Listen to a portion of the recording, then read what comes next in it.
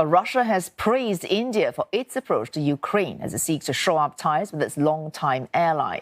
Foreign Ministers Sergey Lavrov and S. Jaishankar have met for talks in New Delhi. The meeting is seen as a move to press India to resist Western pressure to condemn Moscow's invasion. India has maintained a neutral stance towards Russia's actions. As Moscow reels from Western sanctions, India is buying discounted oil from Russia. The United States has slammed the move, saying it's undermining sanctions. Washington has also warned New Delhi against warming up to Moscow.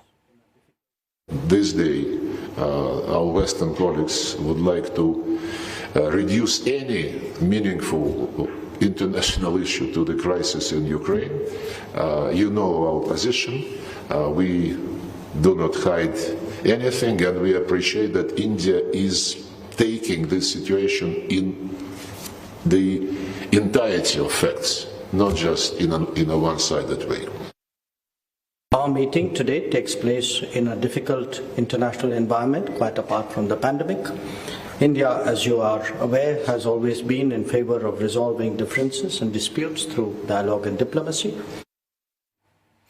Ishan Garg joins us live from New Delhi. Ishan, Mr. Lavrov says Moscow ready to cooperate on trade with New Delhi. What more do we know about this at this point?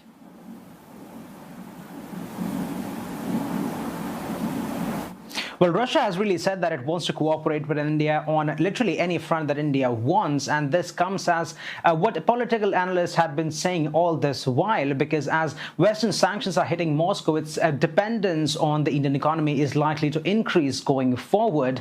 India is also interested in a petroleum deal with Russia. It wants to buy Russian oil at discounted rates. And that's especially important because domestic fuel prices have been skyrocketing. And this has attracted some criticism from Western countries, especially the US, most recently the UK. The second thing that India is looking, or rather the Russia is looking to supply India is defense arms, ammunitions, military equipment and things like that. And Russia is already a massive defense partner of India. India buys military equipment worth billions of dollars from Russia. But any of this arrangement can only work out once a payment system is finalized. Most Russian banks are currently hit by sanctions. They've been removed, most of them, from the SWIFT financial system. So Russia and India are likely to work out a rupee-ruble mechanism, and only then any deal can finalize between the two countries. India has said that it is looking to buy fuel from Russia, and that is going to be a major point of contention between India and Western countries, which have said so far that buying oil from Russia could be tantamount to undermining the sanctions that have been imposed on it. Ishan, not just buying oil, but as you mentioned, the ruble-Russia mechanism, that is helping Russia evade these sanctions. Western nations have been pressuring India to avoid undermining these sanctions. Has New Delhi responded in any concrete way?